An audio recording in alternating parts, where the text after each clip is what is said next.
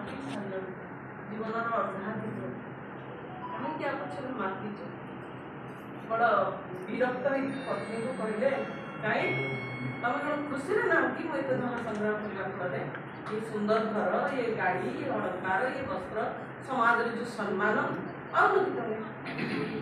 देखिए चुक्ति कर लाभ ना नीरव रही परदिन प्रतिशोध उठुंट भद्र व्यक्ति देखिले बिछଣା पाखे जमराज दंडायमान कहले कि आपन किए जमराज प्लीज जल्दी कौन पड़े आसिले मत मात्र 50 वर्ष 50 वर्ष मुझे किसी जाने तुम तो जाने नहीं बाड़ू तो रही बोली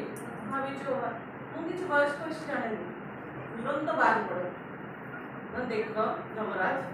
जीवन सारा बहुत ऋण संग्रह कर बहुत अर्थ अच्छे सब जगह नहीं जाओ गोटे वर्ष गोटे वर्ष भी दे बोली किसी गोटे मुहूर्त दे ठीक मास दियो मास भी दे बोली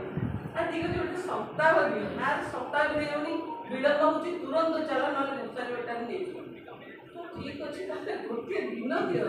गोटे दिन भी दे मात्र 5 मिनिट अच्छी तुरंत बाहर 5 मिनिट अच्छी बोली आश्वस्त कागज के सारा कागज के बाहर लघु कथा सचेतन मैंने हवा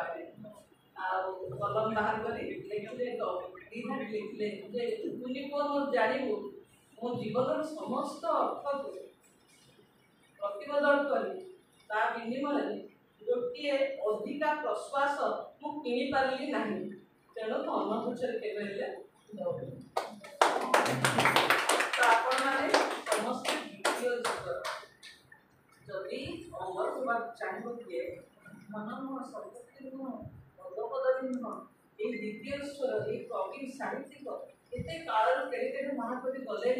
आम अतीत तथ्य को आज जाने आज कथा को आगामी भविष्य पीढ़ी जाने साहित्य